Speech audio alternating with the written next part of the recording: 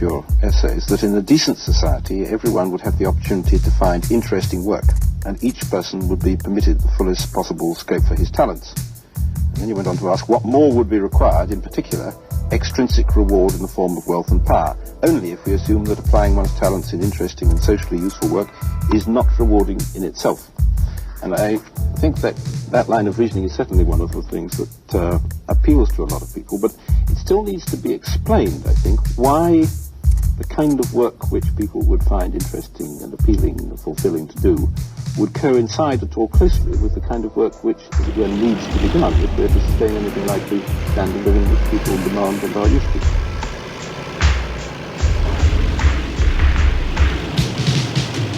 Well, there's a certain amount of work that just has to be done if we're to maintain that standard of living. It's an open question how onerous that work has to be.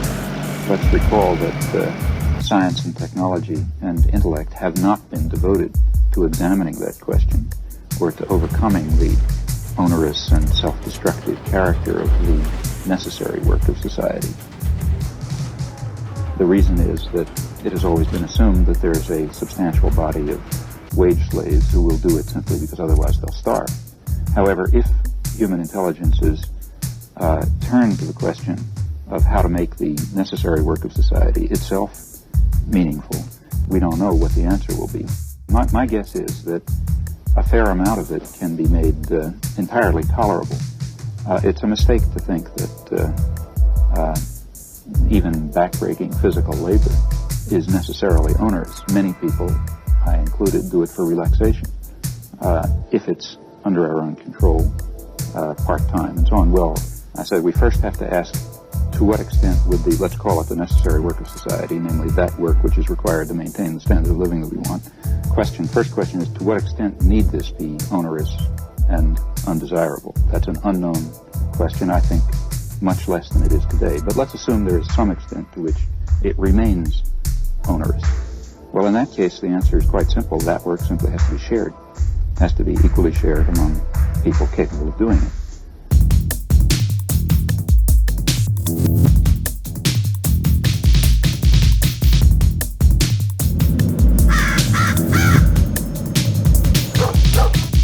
Suppose it turns out that there is some residue of work which really no one wants to do, whatever that may be. Okay, then I say that that residue of work must be shared. And beyond that, people will be free to exercise their talents as they see fit. We have two alternatives. One alternative is to have it equally shared. The other is to design social institutions so that some group of people will be simply compelled to do that work on pain of starvation. Those are the two alternatives.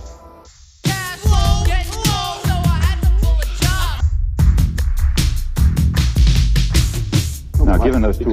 Not compelled to do it, but they might agree to do it voluntarily because they were paid to do it an amount which they felt made it worthwhile. Well, but the way our society works, the way any class society works, the people who do the unwanted work are the ones who are paid least. That is, that work is done and we have to put it out of our minds because it's assumed that there will be a massive class of people who who control only one factor of production, namely labor, and have to sell it. And they'll have to do that work, but they have nothing else to do, and they'll be paid very little for it. Let's imagine three kinds of society. One, the current one, in which the undesired work is given to wage slaves. That's the current system. Let's imagine a second system in which the undesired work, after the best efforts to make it meaningful, the undesired work is shared. And let's imagine a third system where the undesired work receives high extra pay so that individuals voluntarily choose to do it. Well, it seems to me that either of the two latter systems are consistent with, vaguely speaking, anarchist principles. I myself would argue for the second rather than the third. But either of the two is quite remote from any present social organization or any tendency in contemporary social organization. You expect us to believe all this? But also what we're still learning from these films decades later.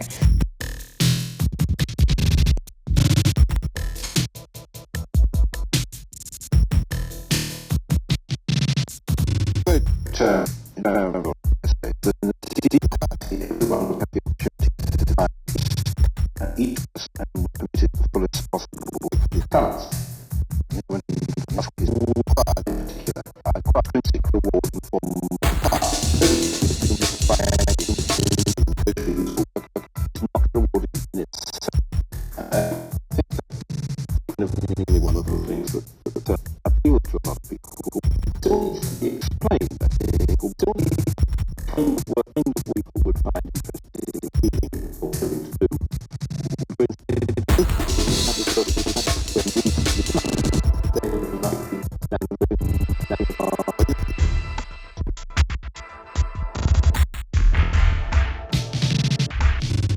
certain amount of work, well, the search has to be done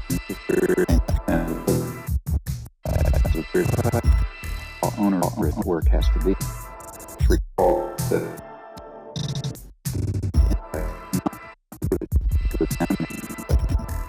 overcoming the destructive center of the necessary work of society. It may been assumed that there is a body of wage slaves. However, if human how society itself meaningful, we don't know what my guess is that it's a fair amount of it entirely tolerable. Even that, even the owners, many owners, I included, do it. If it's time and so on, well, to what extent all that feedback work is required to maintain the living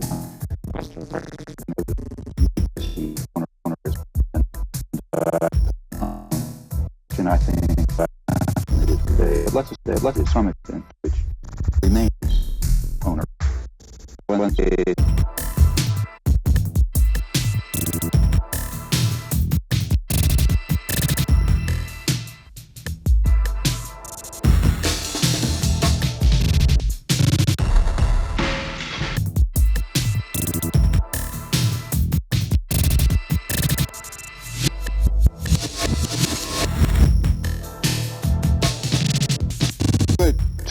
In several essays that in the society everyone would have the opportunity to do one.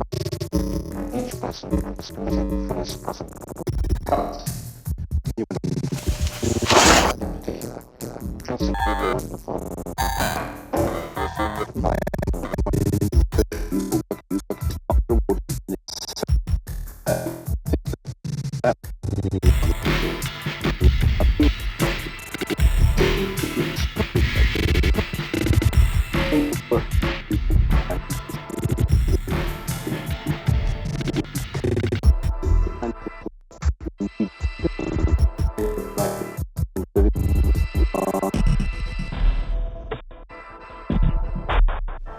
Can we get serious now? There's so much work to be done. How are we going to meet the growing demand for aged care and childcare? How are we going to make sure that there's proper maintenance of our communities and our local environment? How do we maintain and preserve a rich cultural life? And how the hell are we going to mobilize people on the scale necessary to tackle climate change? Part of what makes work meaningful is that it does have use, that its products do have use. The work of a craftsman is in part meaningful to that craftsman because of the intelligence and skill that he puts into it, but also in part because the work is useful. And I might say the same is true of scientists. I mean, the fact that the kind of work you do may lead to something else, that's what it means in science, may contribute to something else. That's very important, quite apart from the elegance and beauty of what you may achieve. And I think that covers every field of human endeavor. Furthermore, I think that if we look at a good part of human history, we'll find that people, to a substantial extent, did get some degree of satisfaction, often a lot of satisfaction, from the productive and creative work that they were doing. And I think that the chances for that are enormously enhanced by industrialization. Why?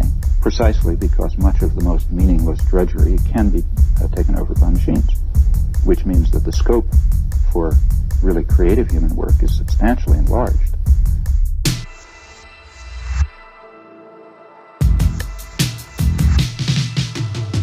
However, what I'm saying is that our characteristic assumption that pleasure in work, pride in work, is either unrelated to or negatively related to the value of the output, that's an assumption which is related to a particular stage of social history, namely capitalism, in which human beings are tools of production, in which human beings are tools of production, in which human beings are tools of production. It is by no means necessarily true. For example, if you look at interviews with workers on assembly lines, for example, that have been done over and over again by people who do industrial psychology, you find that one of the things they complain about over and over again is the fact that their work simply can't be well done. The fact that the assembly line goes through so fast that they cannot do their work properly. Their pride in craftsmanship is itself. Let me just mention another. Well, I just happened to look recently at a study of longevity. It tried to trace the factors that you could use to predict longevity, length of life. And, cigarette smoking, drinking, genetic factors, everything was looked at. It turned out that the factor that was the highest predictor, the most successful predictor, was job satisfaction. Now, People who have nice jobs live long. people who are satisfied with their jobs.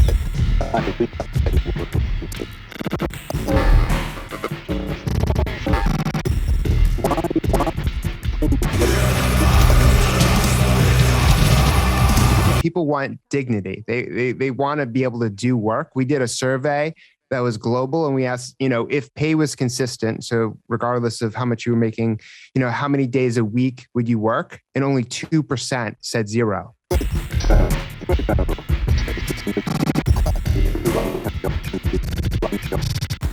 And change tends to produce anxiety.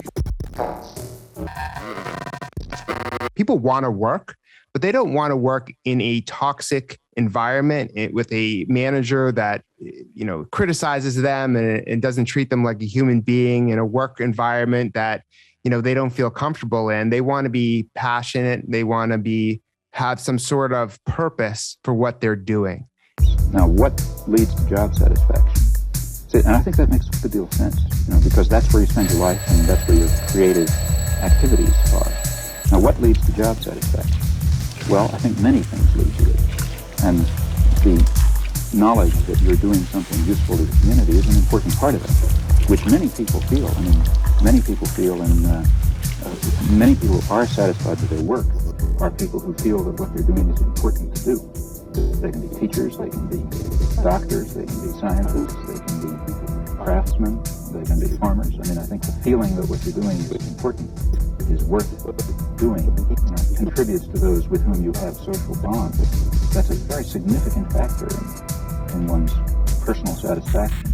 And over and above that, there's the pride and the self-fulfillment that comes from a job well done, from simply taking your skills and putting them to use. And I don't see any reason why that should be, why that should in any way harm. In fact, I should think that would enhance the value of what's produced. But let's imagine still that at some level it does harm.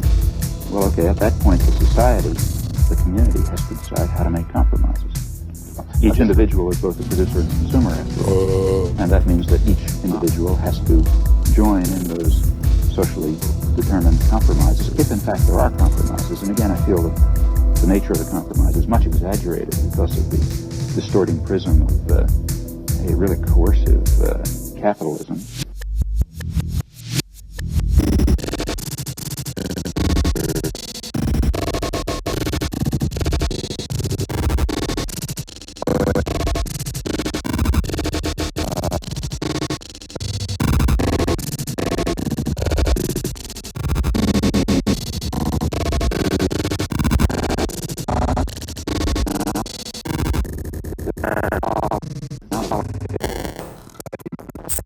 Stockpile stewardship.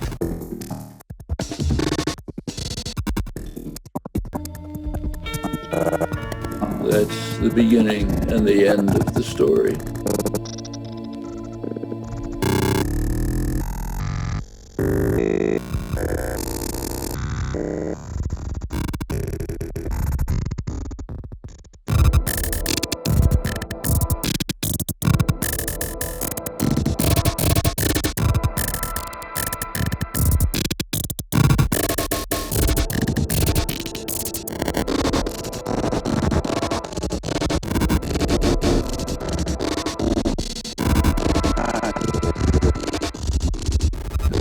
Well, I think that answers all of the frequently asked questions, Greg. Thanks for stopping by and talking to me about it. It's the first step on a path to revolution. So what's going on here? And that's really bad news. Believe all this?